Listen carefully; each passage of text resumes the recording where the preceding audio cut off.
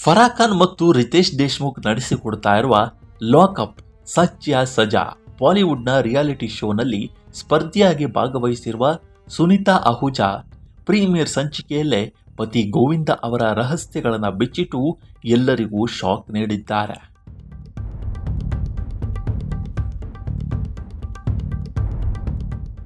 Reality show ನಿರೂಪಕಿ Farah Khan ಈ ಹಿಂದೆ ಸುನಿತಾ ನೀಡಿದ್ದ ನನಗೆ ಗೋವಿಂದ ಅವರಂತಹ ಮಗ ಬೇಕು, ಗಂಡ ಬೇಡ ಎಂಬ ಹೇಳಿಕೆಯನ್ನು ನೆನಪಿಸಿ ಅದರ ಹಿಂದಿನ ಕಾರಣವನ್ನು ಕೇಳಿದ್ದಾರೆ.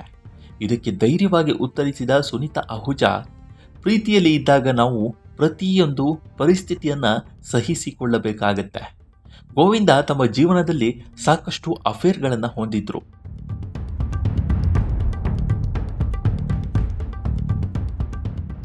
ಒಬ್ಬ ನಟ ಮತ್ತು ನಟಿಯರ ನಡುವೆ ಇಂತಹ ಸಂಬಂಧಗಳು ಏರ್ಪಡೋದು ತೀರಾ ಸಾಮಾನ್ಯ ವಿಷಯ ಎಂದು ಹೇಳಿದ್ದಾರೆ. ಅಲ್ಲದೆ ಇಷ್ಟು ವರ್ಷಗಳ ಕಾಲ ನಾನು ಅವರ ಜೊತೆ ಸಂಸಾರ ನಿಭಾಯಿಸಿರುವುದಕ್ಕೆ ಮುಂದಿನ ಜನ್ಮದಲ್ಲಿ ಅವರಂತಹ ಮಗನನ್ನು ಪಡೆಯಲು ನಾನು ಅರ್ಹಳಾಗಿದ್ದೇನೆ ಎಂದು ಮಾರ್ಮಿಕವಾಗಿ ನುಡಿದಿದ್ದಾರೆ.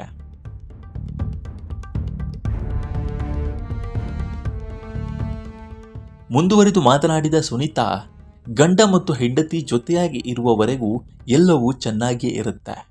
ಆದರೆ ಆ ಸಂಬಂಧದ ಮಧ್ಯೆ ಮೂರನೇ ವ್ಯಕ್ತಿ ಎಂಟ್ರಿಯಾದಾಗ ಪರಿಸ್ಥಿತಿ ವಿಕೋಪಕ್ಕೆ ಹೋಗುತ್ತೆ ಮತ್ತು ಎಲ್ಲವೂ ಹಾಳಾಗುತ್ತೆ ಎಂದು ಬೇಸರ ವ್ಯಕ್ತಪಡಿಸಿದ್ದಾರೆ.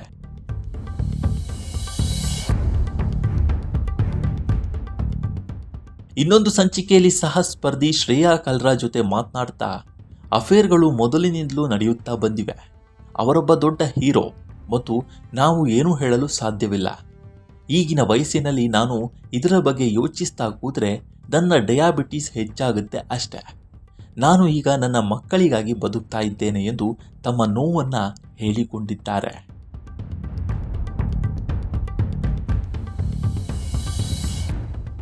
ಕೆಲವು ಸಮಯದ ಹಿಂದೆ ನಟ ಗೋವಿಂದ ಅವರ ಕಾಲಿಗೆ ಆಕಸ್ಮಿಕವಾಗಿ ರಿವಾಲ್ವರ್ನಿಂದ ಗುಂಡು ತಗುಲಿದ ಘಟನೆಯ ಬಗ್ಗೆಯೂ ನಿರೂಪಕ ರಿತೇಶ್ ದೇಶ್ಮುಖ್ ಪ್ರಶ್ನಿಸಿದ್ದಾರೆ. ಇದಕ್ಕೆ ಉತ್ತರಿಸಿದ ಸುನಿತಾ ಅಹುಜಾ, ಕೇಳಿಸಿಕೋ ಗೋವಿಂದ, ಜೀವನದಲ್ಲಿ ಮೂರನೇ ವ್ಯಕ್ತಿ ಬಂದಾಗ ಮಾತ್ರ ಮೊಣಕಾಲಿಗೆ ಗುಂಡು ತಾಗೋದು. ಆ ವಿಷಯದಲ್ಲಿ ನಾನು ಸುಳ್ಳು ಹೇಳ್ತಿಲ್ಲ. ಆ ಘಟನೆ ನಡೆದಾಗ ನಾನು ಮುಂಬೈನಲ್ಲೇ ಇರಲಿಲ್ಲ.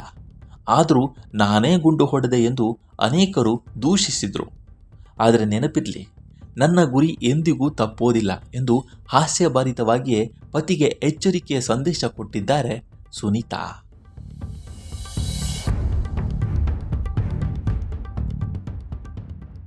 ಸುನಿತಾ ಅಹುಜಾ ಅವರ ಈ ಸ್ಫೋಟಕ ಹಾಗೂ ಮುಕ್ತ ಮಾತುಗಳು ಸೋಷಿಯಲ್ ಮೀಡಿಯಾಗಳಲ್ಲಿ ಭಾರಿ ವೈರಲ್ ಆಗ್ತಾ ಇದೆ.